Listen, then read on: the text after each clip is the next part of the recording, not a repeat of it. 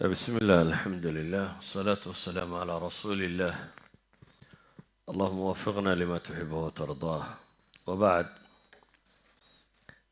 إن آيات القرآن هلك كقرآن ادعو إلى سبيل ربك بالحكمة والموعظة الحسنة درسيني هو روح كصاب سنة ادعو إلى سبيل ربك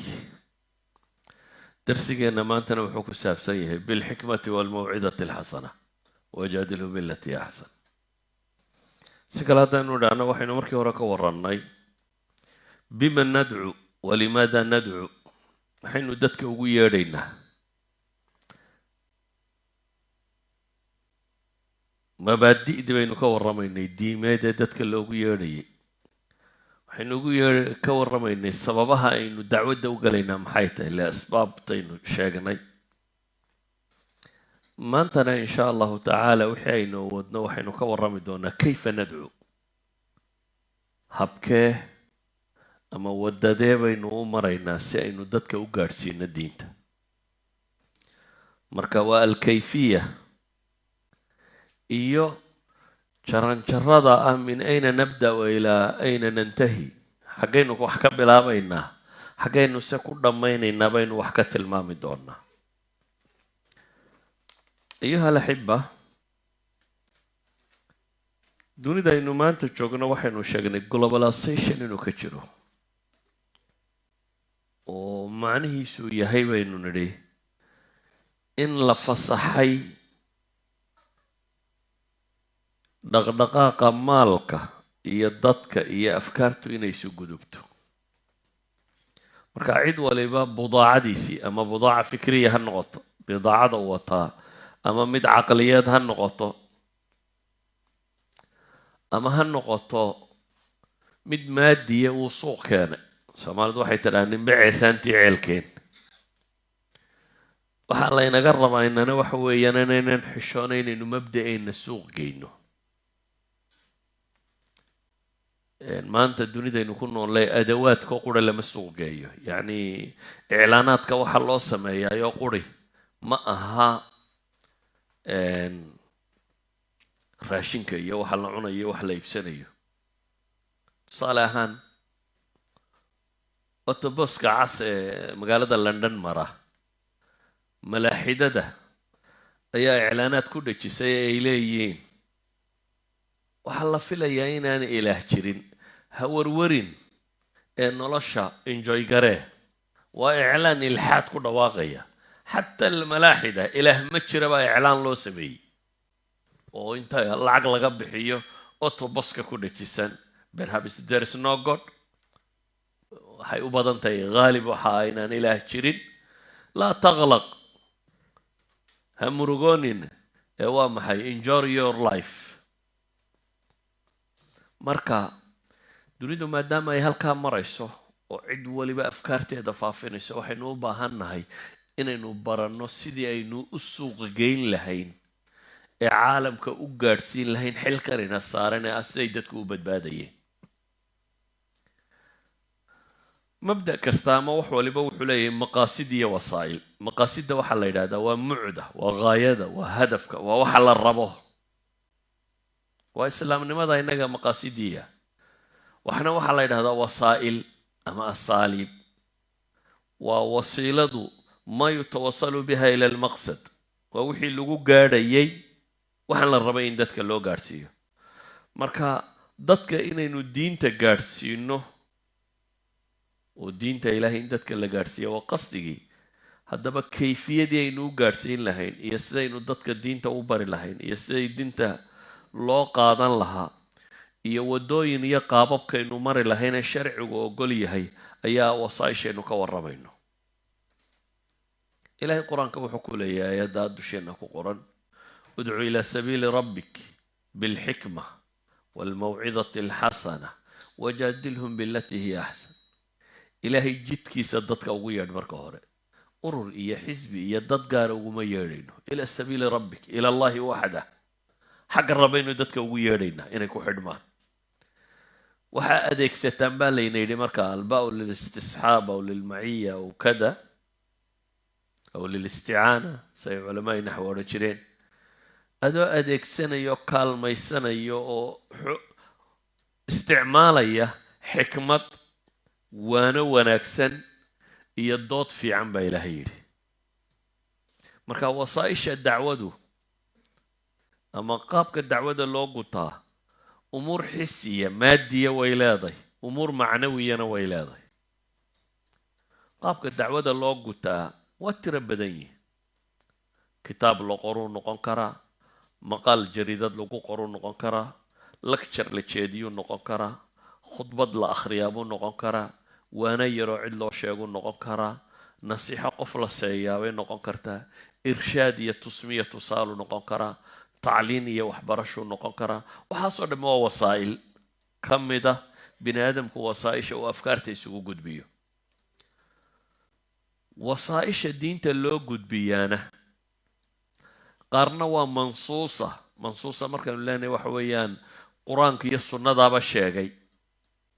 qaarna waxay culammadu yidhaahdaan tudraku binnadri asaxiix aw altajriba aragtida quman iyo waayo aragnimada fiican baa lagu heli karaa waa qof bini aadama waxa aad rumaysantahay sidaad caqligiisa ugu gudbin lahayd sidaad ugu qancin lahayd sidaad uga dhaadhicin lahayd wasaa'il wax ka midaynu markaa wax ka sheegi doonaa waayo wakhtigu wuu kooban yihi laakiin mid baan marka hore kasii digayaa oo ah dad badan waxaa iskaga qaldama al-usluub waalmadmuun waxa la gudbinayaa waxa uu yahay iyo qaabka loo gudbinaya dadka badh iskaga khaldama markaasuu isagoo isla diintii gudbi ayuu madmuunkii diintii ku xadgudbayaaba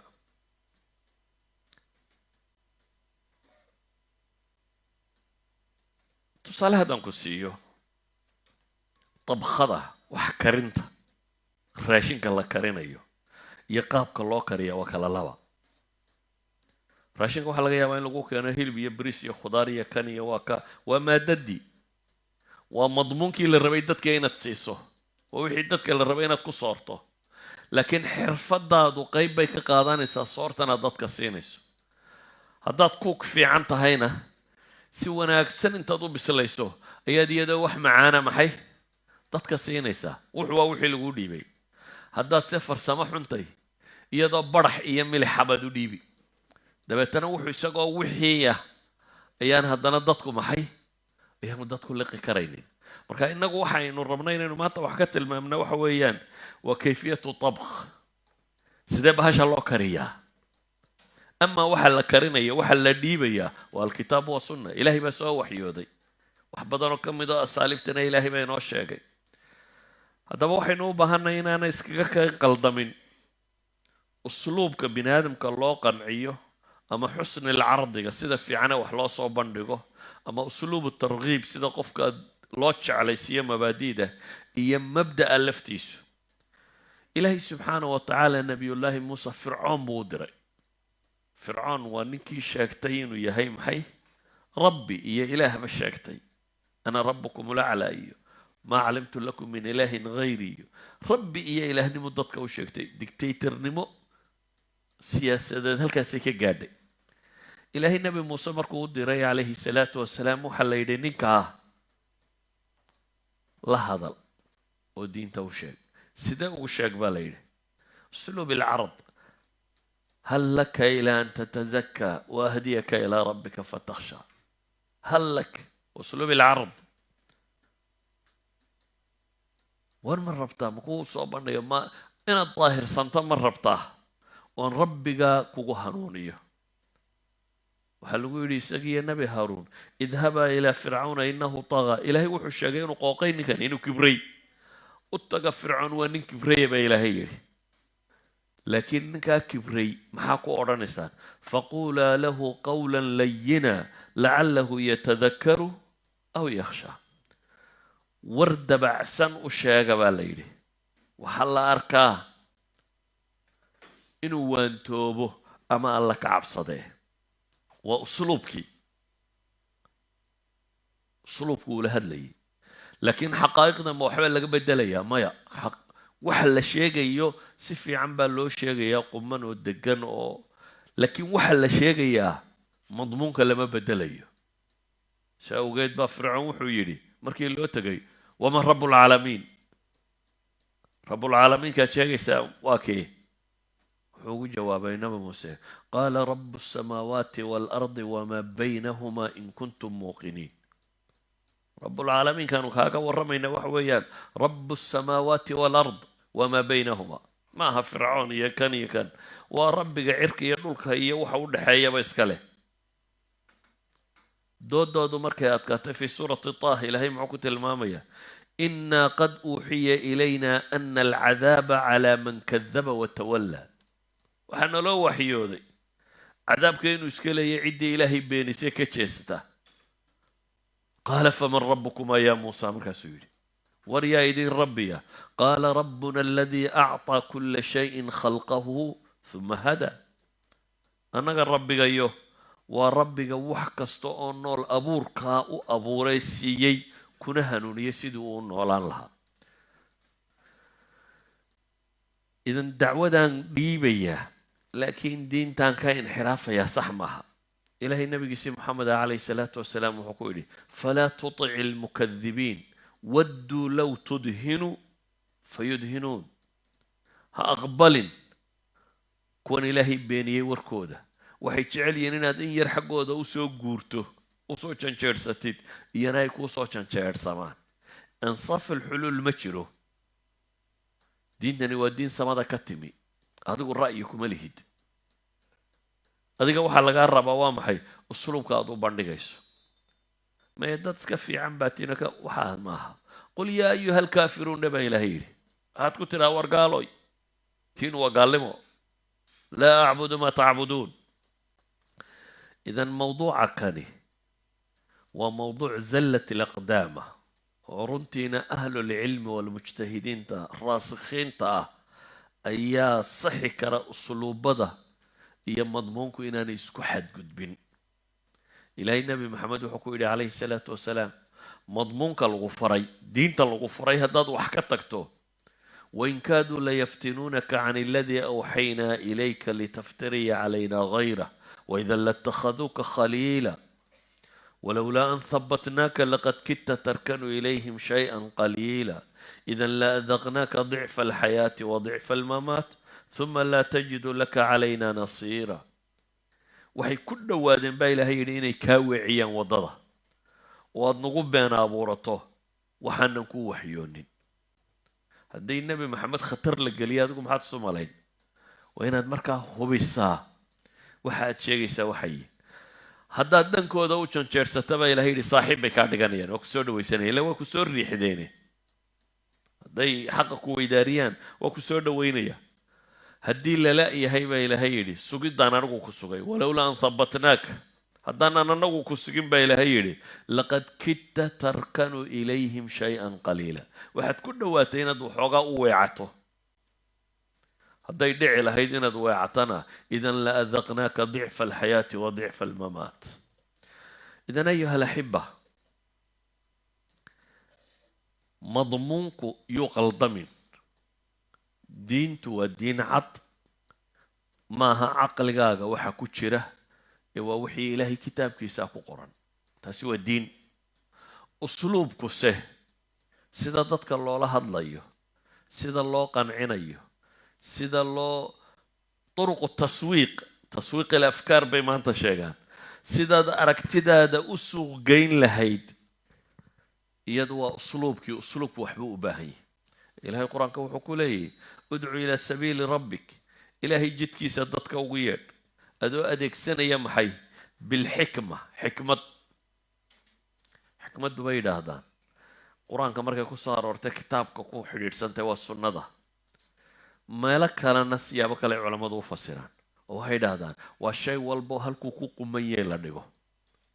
xikmaddu marka waa caqli iyo iqnaac iyo shaygu halkuu ku qumanaa la dhigo iyo walmawcidati alxasana qofka oo la waaniyo waana wanaagsan qofka bini aadamka ahi waxaad ogsoonaata caqli qura maaha soo samoogi qofka bini aadamka qalbina wuu leeyahay idan dadka barbaa waxa haysta bini aadamka in loola hadlo un qaab academic ah qaab logic ah qaab caqliyo qura waa loola hadlaa sax weeyaan laakiin waxaa kaloo bini aadamka loola hadlaa qaab cawaatiftiisa iyo wujdaankiisa lagula hadlayo qaab la cabsi gelinayo qaab wax loo jilcinayo qaab wax la jeclaysiinayo waa cawaatif alqalb الحب والكره والترغيب والترهيب يوحي لمدا إنسانكو لمدا بوالي رجح ماها قفك بن آدم كاي وحكى له القرآن كإلهي كنت المامية وجادلهم بالتي هي أحسن ضد دي مناقشات كان سفي عن ولا ضد في عن وانت بدن ضد مركا يتمادى بن آدم كقول يسوبك فكرة مايا ضد وحلقة فكرة حقا إلا قالوا إنه حقه عضاضه inaad qofka jabiso iyo inaad aad u guulaysataa muhiim maaha waxa muhiimkaahi waa maxay xaqiiqadu dhexdiina inay caddaato qofkii raacaya ha raaco qofkii aan doonayna dadka badh baa mucaanida badh baan rabin inuu xaqa raaco laakiin waa inay gaadhaa xaqiiqadu inay makshuuf noqoto caddaato shubahaadka madmadowgana la faydo kaasaa jidaal xasana ah waayo ilaahay wuxuu leeyahy ina rabbaka huwa aclamu بمن ضل عن سبيله وهو أعلم بالمهتدين إلهي سجى ضدك كوة جدك كل مية يكوه هنونا يا ربي سجى يقانا هنونك بيد الله بكو حري نبي محمد وحلقوا يدي وإنك لا تهدي إلى صراط مستقيم إنك لا تهدي من أحببت جدت أصبح ضدك كوه هنونا نسا وضع عدين سويا لكن قفك تعشهي qalbigiisa hanuunka ma gelin kartid baa ilaahay ku yidhi hanuunku ilaahay gacantiisu ku jira laakiin adiga waxaa lagaa rabaa shubahaadka iyo madmadowga iyo shakiga iyo khuraafaadkan qofka caqligiisa ka buuxa inaad dawayso tabiib inaad noqotid haddaba asaaliibtu kow waxa ka ah inaad luqada isku fahamtaan ilaahay qur-aanka wuxuu leeyahy wamaa arsalnaa min rasuulin ila bilisaani qawmihi ليبين لهم فيضل الله من يشاء ويهدي من يشاء وهو العزيز الحكيم ما حين tilmaamaynaa ilaahay wuxuu leeyahay rasuul maan soo dirin ilaa waxaan ku soo diray bilisaani qawmihi afka dadkiisa maxaa loogu soo diray rasuulka ajanabiya looma keenin rasuul afkooda ku hadlaya ilaahay wuxuu leeyahay liyubayina lahum si ugu caddeeyo luqadu dadku wax fudud bay u haystaan ma aha luqadu waxay yidhaahdaan waa wicaau thaqaafa waa weelka dadku siduu u fakeroo dhami uu ku jiro hadday culture tahay hadday dhaqan tahay hadday caadaad tahay hadday luqadaasi de waxaasoo dhan ciddaad luqadeeda si fiican u baratid ma aha dee ka warramayo luqada innagu inta badan waxaynu ka baranaa inta suuqa wax lagaga iibsado luqada suuqa waxaa lagu iibsadaa luqatu dacwa maaha waxoogaagan dee dukaanka lagu tago ee gaadhiga lagu fuule ee habarta soshiyaalka lagula hadle inaha dacwo kuma jeedin karaysid taasi waa iska uun afdhagooleyntay waxoogaa dhaantaa wadadunbaad dee ku dhaafaysaa laakiin luqada rasmigaa markaad fahamtay ummaddu leeday caqliyadoodaad fahmaysaa weeyaan siday u fakerayaan dadkani baad garanaysaa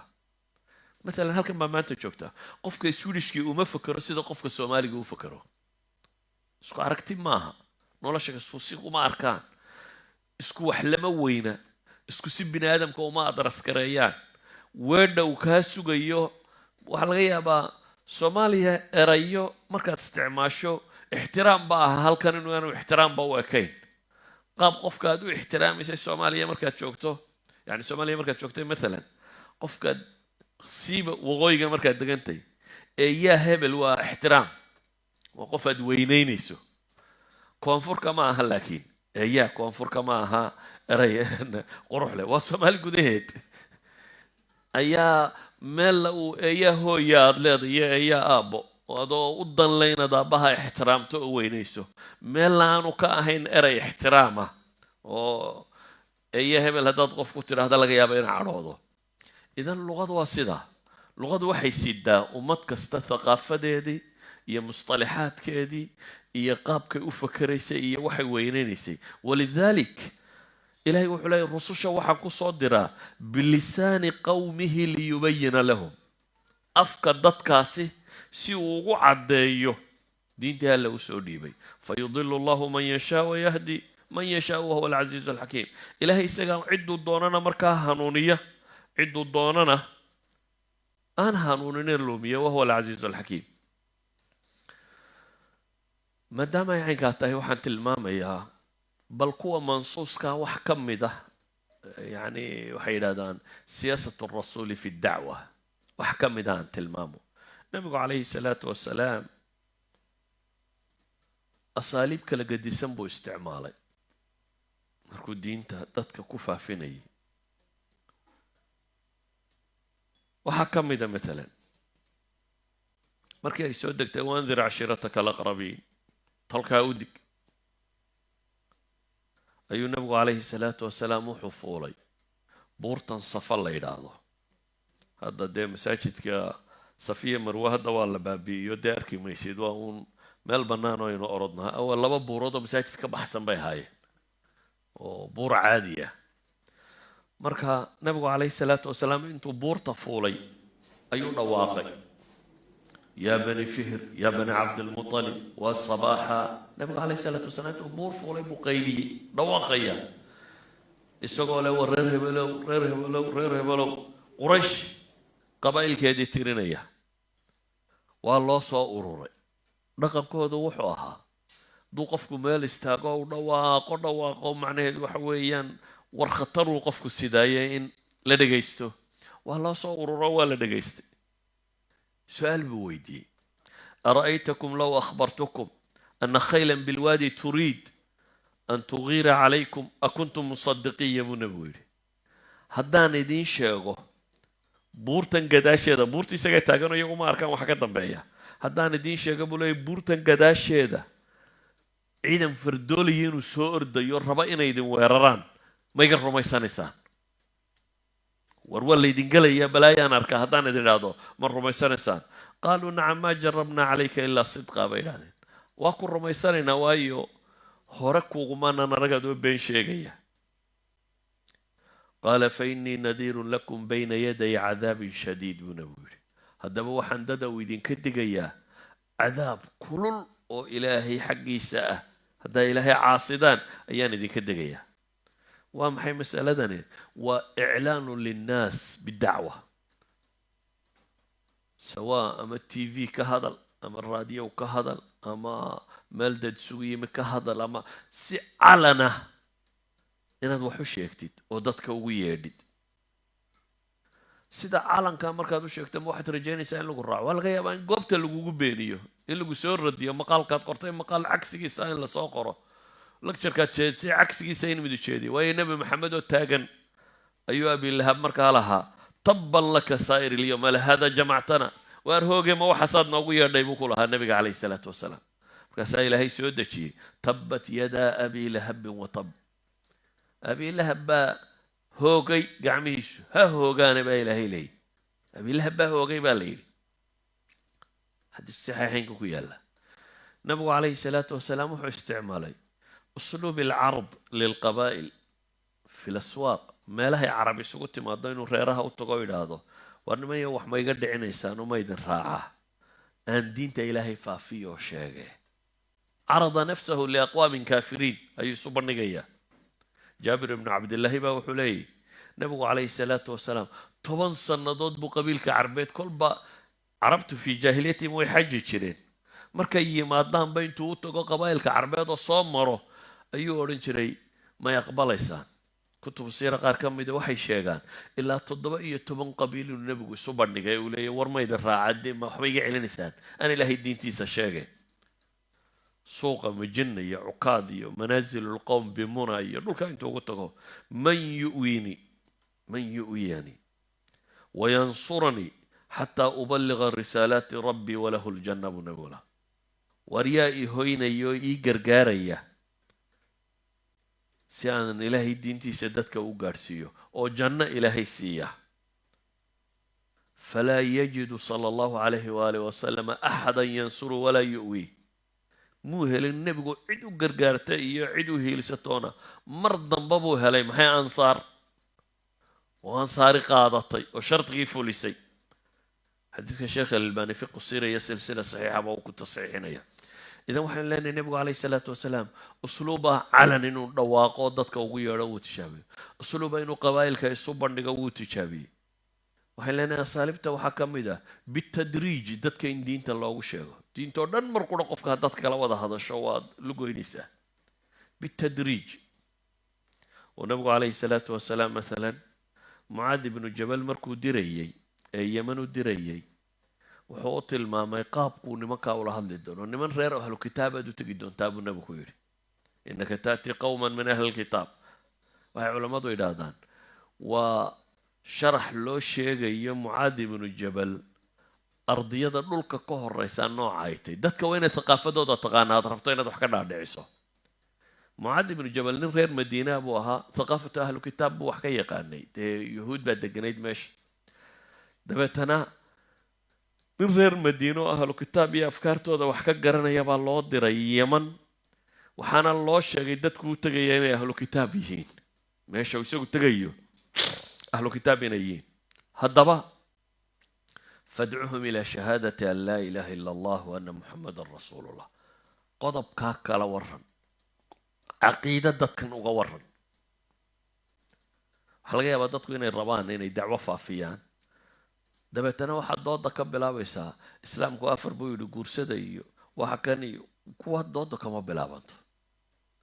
waayo masale fudud haddaad qofka ka dhaadhiciso question baan barina mid kaleu keenaysaa dambana shubha kaleu keeni kuxdan mid kaleu keeni dee saasuma kugu wadayaa maalinba baab buu furayaa cusub kan markaad ka saartaba godkan markaad ka saartaba maalin god kaloo cusub buu furayaa laakiin diintu waxna waa furuuc waxna waa usuul furuucda waxaaba laga yaabaa fiqi badan oo iskhilaafsan oo ra'yigiisaba ra'yi ku dhodhow in loo helo laakiin waxaa asalkahay waa maxay waa usuusha haddii qofka laysla afgarto furuucdu waa hayin layin waa wax fudud qofka waxa muhima arkaanul iimaana lagala hadlo ilaahay kelinimadiisa iyo maalin aakhira la yidhaahda oo dambayso dadka la xisaabaya inay jirto labadaasaa ugu weyn caqiidada كلمة التوحيد لا إله إلا الله محمد رسول الله يوم القيامة وحكى له دم يلا بدأ تنبي دب صعدان أما شرحيا إذا قف كانت أصوشة كلا هذا شابة مهمة negotiation كينو إنه قبل ما أصوشة يعني نقارن محي فروع ده والله جاي ما فرعين مركز جوابته ما قف شبهات ضدكو آخرين ينتك جوابته لكن مركز الدعوة ربطين بحسه وين أصوشة كضوضة qofkii ku qanca maalan kitaabku inuu xaq yahay qur-aanku maxamedna ilaahay rasuulkiisii miyuu ku weydiinayaa afar iyo salaada imsa maxaa shal loo tukadaayo dee ilaahay baa yidhi umad ku leeday suuratu nisaa bay saasi ku taallaa that's all ila qofka waa muumin ilaahay wuu rumeeyey qofka mu'minka waa laga yaabaa inaad xikma raadisaan mas'ala xikmada ka dambaysa maxay tahay dabeetana maxaasin alislaam inaynu sharaxno لكن أصل كوحوي يعني نسلق قرنو من الآمر والناهي يا وحنا الشرعيين كره ينو كدم بيننا رب السماوات والأرض سادر هدد بو النبي قو حكو يري وحكو واداد ويا دام سألدنا نقطه قرآن كمر كاد يكتو أنبياء دي الله صادري أنبياء بدل ما قرآن كو رميا وحنا ما دن ضد باتو ينتربضنا هستان نبي ولي بو حكبل أبي اعبدوا الله ما لكم من إله غيره بعدها بو كاني محي مسائلكي dadka kan ay dhibta ku qabeen waxay doontaba waa kaatay marka waxa lagu yiri halka ka bilow fa inhuma taa'u lidhalik munawwira haday taa ka aqbalaan fa'alimu anna Allah qad farada alayhim 5 salawat fi al-yawm wal-layla ushak in ilaahay faray 5 salaadood habeen iyo maalintiiba haday taa ka aqbalaan ushak in la faray sadaqo يعني زكادي laga qaado dadkooda waxaysta oo dadkooda aan waxba haysanin la siiyo takaaful ijtimaaci inuu jirayo hadday ka aqbalaan buu nabigu yidhi calayhi salaatu wasalaam xoolahooda kuwa quruxda badan leh ha ka gurin dulmigana iska ilaaliyo habaarka ninka daalimka ninka la dulmiyey habaarkiisa iska jir waayo isaga habaarkiisa yaalla dhexdooda waxba uma dhexeeyaan xadiis saxiixayn ku yaalla bale waxaad garan doontaa nabigu calayhi salaatu wasalaam dadku diinta ugu yeedhayay siduu la dhaqmay reer thaqiif baa u yimi nabiga markay islaamayeen markaasay shardi dhigteen waxay idhahdeen annagu sakadana bixin mayno jihaadina mayno shardigaan ku islaamnaa sakada iyo jihaadkaanu ka hadhaynaa ee ma islaamnaa nabigu wuxuu yidhi haya islaama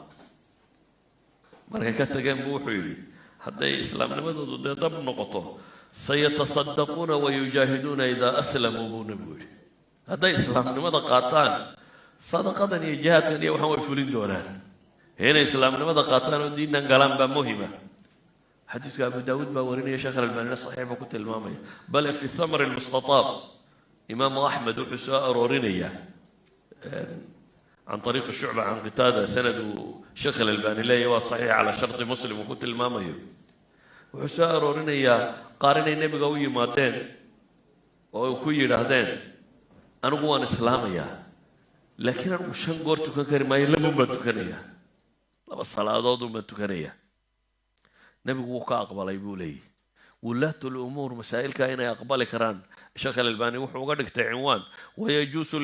لولاة الأمر أن يقبلوا إسلام الكافر ولو لم يرضى بإقامة كل الصلوات الخمس نحن لنا دعوة مركز الله وضع على سبيل التدرج لكن مسألتني ومسألة أباهن اجتهادية أقوم بضا صادرات تتبع علماء وحي قلت الماما الشيخ ابن تيمية رحمة الله عليه في فتاويه وحو وقال لي مسألة تكون دو قفك محل وظفري كرا مسلم كهذا صوق لا معي كان دبتنا وحو تلماما يا قفك إنان مرقل الدين تون بواجب وضن قرينين لما مسألو مركا تلماما يا ولا يقفك لبدا صدان ودهلين الوجوب والتحريم مشروطان وكت المامية بإمكان العلم والعمل واجباتك يا حاران توحي كحدين لبا شيء إمكان العلم هي إمكان العمل هدي اللي بدأ مد مقيي إمكان العلم وهدو مقيي هي قفكو وحان أقوان لهين بواجب صارا معها إمكان العمل لا استطاعته هدي مقنت هينا إيانا قفكو واجبكو معها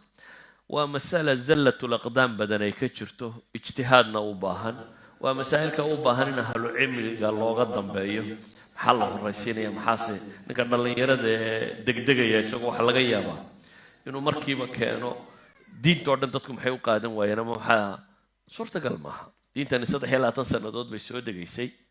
مجتمعا وحبها يسرين مرقودة إنه هل كودن بيسي قادة صورة قلمها هدنا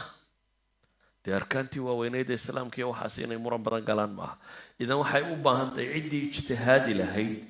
وأهل العلم قاه يعني علمه برشديس يتنزيل النصوص على الواقع ولا بأدو كلفك إن هذا حفظ ذا كتاب لأنه مسايش أكو قرآن كركة كهيسا وحفظت لكن تنزيل النصوص على الواقع واجتهاد كلا شيء يواكا نصوصته إن واقع كتب بغضاه maanta maxaa ku quman halkan inaad garataa waa masalada ijtihaadkii la sheegayaba waana masaa'il runtii wax badan u baahan walidalik buu nabigu calayhi salaatu wasalaam asaaliibtu isticmaalaya waxaa ka mid ah maalan kacbada wuxuu nabi maxamed tilmaamayaa kacbadu qaybo ka mid ah ayaan dhisnayn intan xijru ismaaciil la yidhaahdee goobada yari ku wareegsantay xaggaa ka jirta waxay ka mid tahay gacbada gudaheedii waxay ahayd inay gudaha gasho oo seesku intuu halkaas soo gaadho inuu halkan maro oo haddaad tawaafto meeshan yare jeexan intaad xaggan ka gasho halkaa ka baxdo tawaafkaaga waxba kama jiraan waa inaad balkan kor ka martaa qorayshii markii ay dhisayeen waxay yidhahdeen xoole aan ribe iyo xaraani ku jirin baynu ku dhisaynaa dabeetana intan bay xoolo xalaala heleen xoolihii baa wada gaadhi waayey nabigu wuxuu yidhi calayhi salaatu wasalaam haddaanan ka cabsi qabin tolkayo islaamnimadoodu cusubtay inay buuq iyo qaylo bilaabaan intan kacbada dumiyo waa qol kacbadu waa guri yar intan dumiyo ayaan dib u dhisi lahaa oo qawaacidu ibraahim baan dib ugu dhisi lahaa oo laba albaab baan u samayn lahaa mid xaggan oo laga galayo mid xaggaasoo laga baxa oo laakiin nebi maxamed ma dumin haddana sidii buu kaga dhintay isagoo dhowrayay khaatirka dadkan hadda soo islaamaya wixii la mid ah waxay leeyihin markaa usluubu dacwa waxaa ka mid ah waxaynu dhihi in kor loo sheego la dhawaaqo waxaa ka mida baynu soo tilmaamnay in dadka waxaad ugu yeedhaysaa uu waxay fulin karaan uu noqdo, inaad u kala horraysiiso masaa-ishu siday u kala horraysiisan yihiin, inaad muran gelinin masaa'il yararoo fudud oo kuwii waaweynaaba ay dunsan yihiin, inaad kuwan isku mashquulinin. nebigu wuxuu isticmaalay muraasala, waddanno kale iyo madax kale oo waddanna degan inuu la xidhiidho oo waraaqa u diro isagoo diinta ugu yeedhaya. waraaquu nebigu qoray, boqorradii dunida waagaa jiray buu u diray. maalan waxaa ka mid ah cadiimu busra buu warqad u diray isagoo dixyat alkalbi saxaabiga la yidhaahda u dhiibay si qaysaru ruum loogu geeyo. heracles ninkii la odhan jiray maxaa ku qoran? bismi illaahi araxmaani araxiim min muxammadin cabdillaahi warasuulih ilaa hiraqla cadiimi ruum salaamun calaa man ittabaca alhudaa.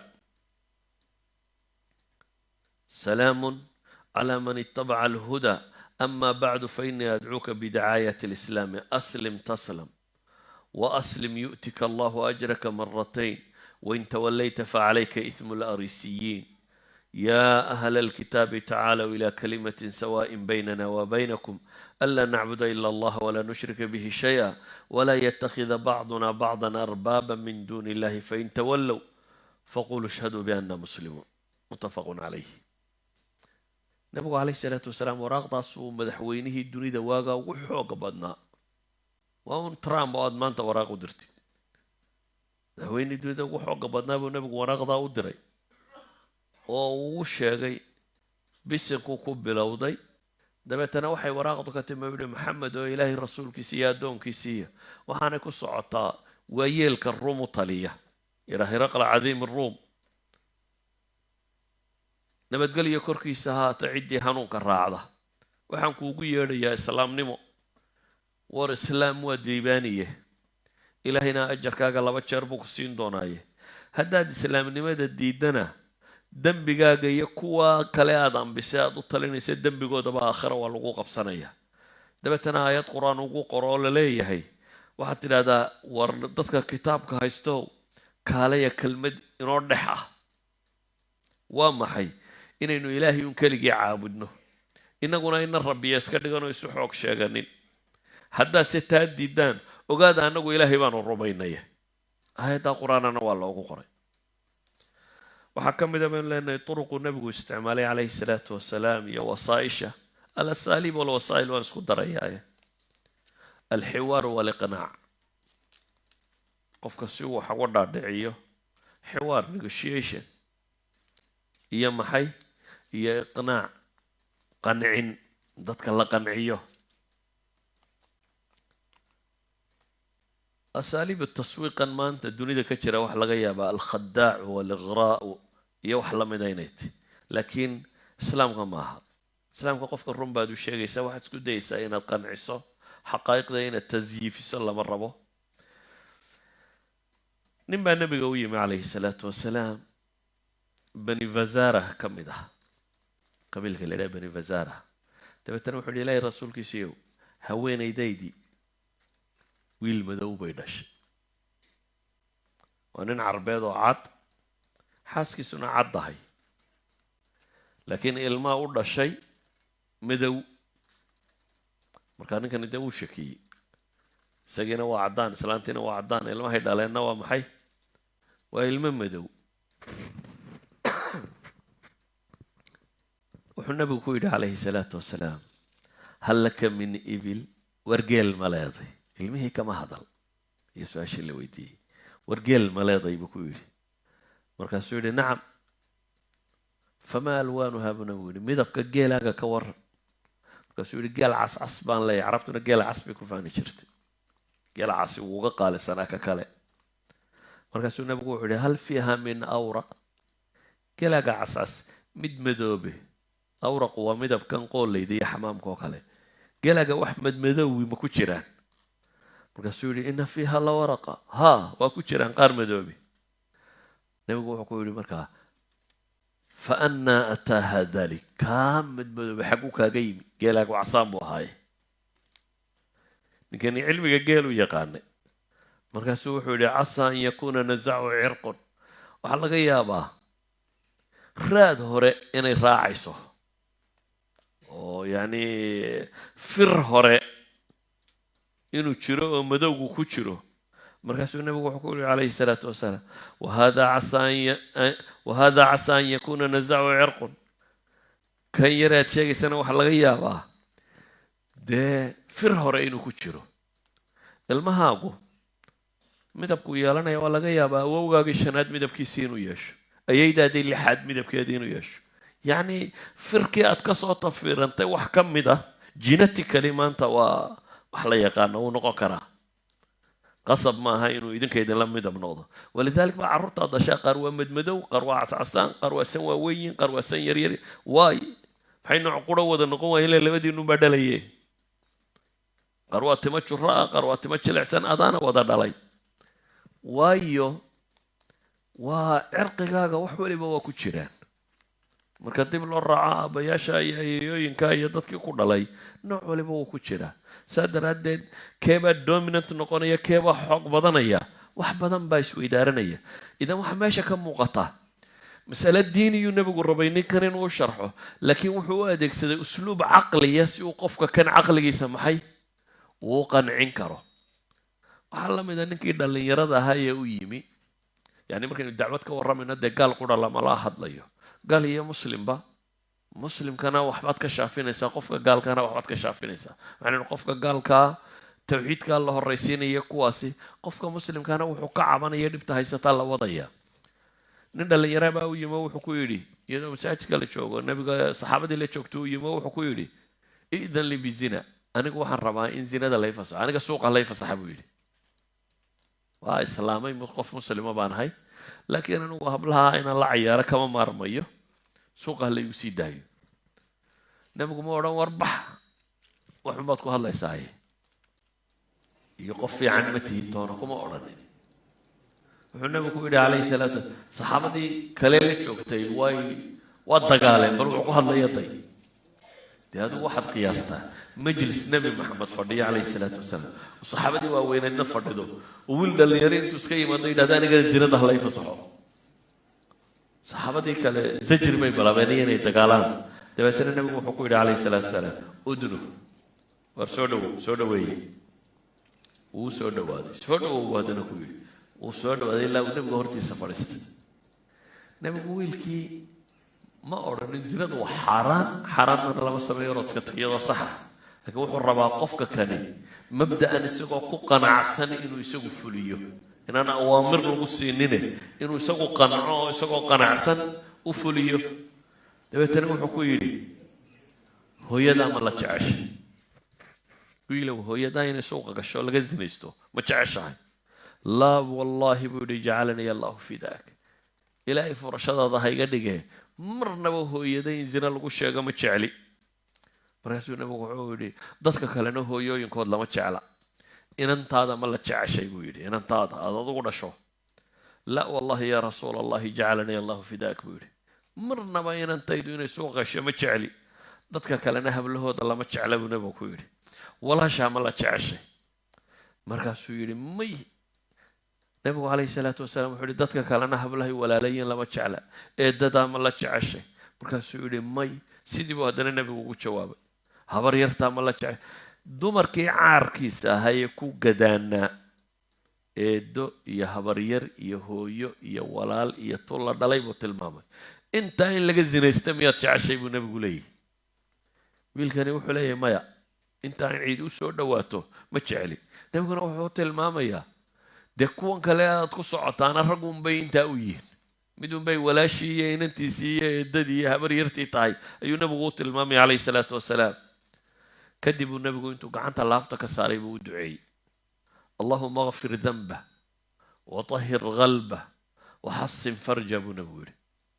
ilaahay oo wiilkan dembigiisa dhaaf qalbigiisana u nadiifi farjigiisana u dhow buu ugu duceeyey nabigu calayhi salaatu wasalaam falam yakun bacda dalika alfataa yaltafitu ilaa shay ducadii nebiga dabadeed lama arag isagoo xagga dumarka eegayaba xadiiska imaam axmed ore waxa uu tilmaamayaa caqliyada ninkaa dhallinyarada ah qaabkuu nebigu ula dhaqmay calayhi salaatu wasalaam qabaa'ilka see loola dhaqmaa markii maka la furtay ayaa dagaal haddana nebigu sii qaaday xunayn buu tegey xunayn akhiiran xoolo badan baa lasoo helay markii dagaalkii xunayn dhacay reer thaqiif xoolo badan baa laga qabtay xoolihii badnaayee la qabtay buu nebigu si xooggan u qaybiyey weliba wuxuu siiyey rag ama markaa islaamay ama islaamnimadooda hadda la dhowrayay ayuu boqol geela ayuu siiyey oo sanadiidu quraysh niman ka mid ahaa ayuu nebigu alay sala slam boqol geela siiyey dabeetana ansaartii niman ka mid ah ayaa waxoogaa tirsaday oo leannana waanu soo jihaadano waa intaasoo soo dagaalamaynay xoolihiina kuwii aanu hadda furannay seefaha iyaga weli dhiiggoodii baa ka daaya bay leeyihiin quraysh ayaa xoolihiina la siiyey nabigu calayhi salaatu wasalaam warkii markuu maqlay uu soo gaadhay buu yihi ansaar oo dhan igu yeedha keligood baanan rabaa halkaana isugu keenkeena meel baa la isugu wada yeedhay ansaar baa timi waxaan ansaari ahayn miyuu fadhiyaa buu yidhi markaasaa la yidhi haayo nimanaanu abtini u nahay baa fadhiya wuxuu yidhi inanka abtiga loo yahay reerkuu ka mid yahay cid kale miyay joogtaa may baa la yidhi nabigu calayhi salaatu wasalaam wuxuu ku yidhi war ansaaray alam ajidkum dallaalan fahadaakum allahu biya war idinkoo baadiya miyaanan idin helin oo ilaahay subxaana wa tacaala aniga gacantayda idinku hanuunin wacaallatan faaghnaakum biya idinkoo fuqraa miyaanan idin helin oo ilaahay subxaana wa tacaala aniga igu kinqani yeelin idinkoo mutafariqiin oo ishaya oo dil iska badiyay miyaanan idin helin oo ilaahay aniga gacantayda idinku kulmin waxay idhahdaan allahu warasuuluhu aman niman dhallinyaraa baa warka marka hore sheegay allahu warasuuluhu aman ilaah iyo rasuulkiisa baa gallad sheegasho leh ama gallad leh markaasuu nabigu yihi maxay igu jawaabi weydeen idinna maxaa u sheegan weyden anigu taydii baan sheegtay iyo waxaan idin taray maxaa idinna u sheegan weydeen buu nabigu yihi calayhi salaatu wasalaam haddaad rabtaan waxaa odhan lahaydeen buu nabigu yihi kada wa kada wa kada wuxuu sheegay mianan dee adagoo gaala ku eryanaysa ku helin oo kuu hiilinin oo caynka waxaa qabsateen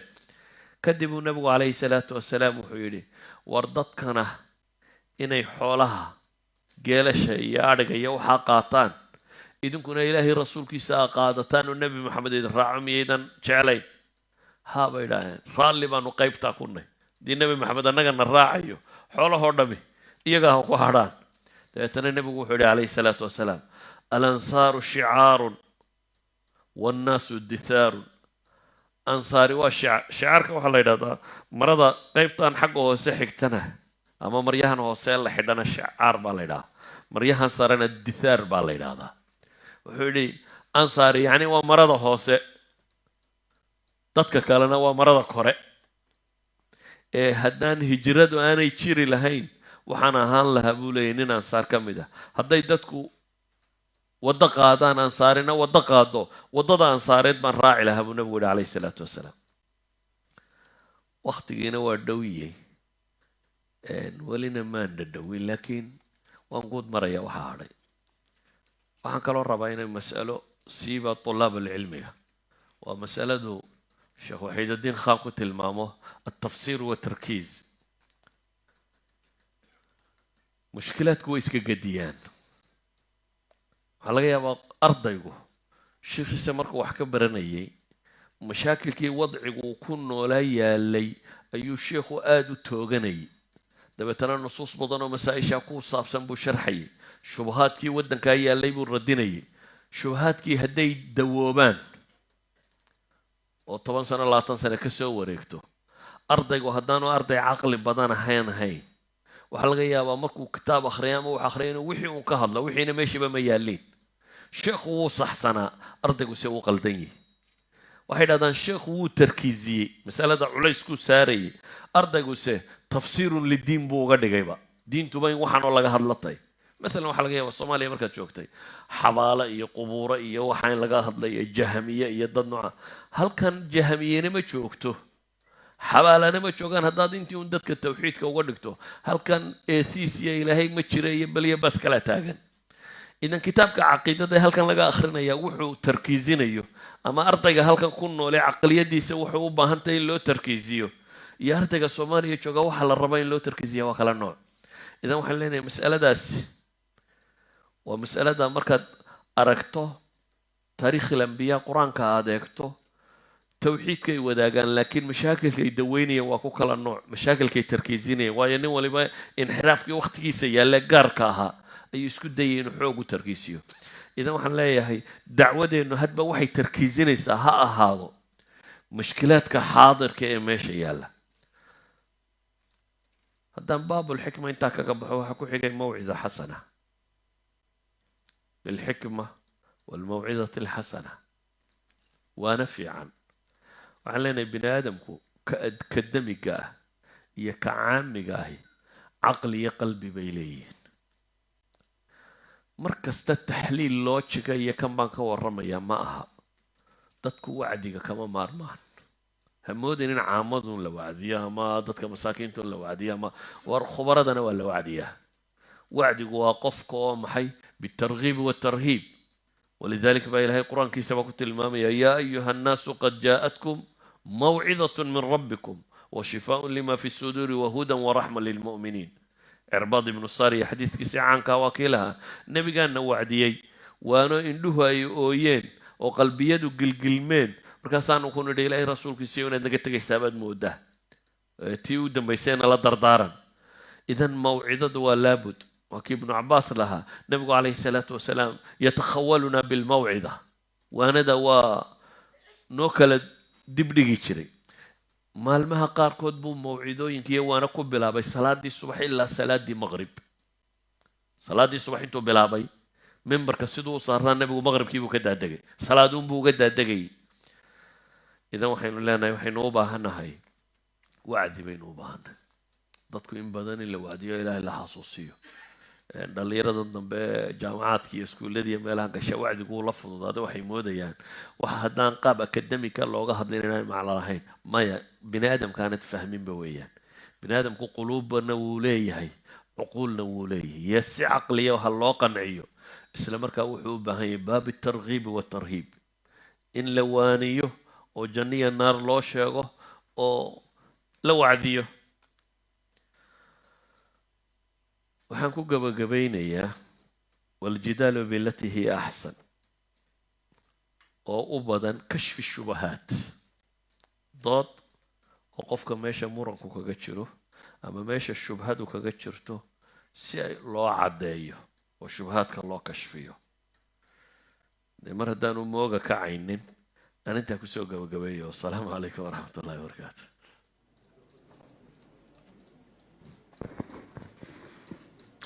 جزا الله شيخنا الفاضل خير الجزاء إلهي سبحانه وتعالى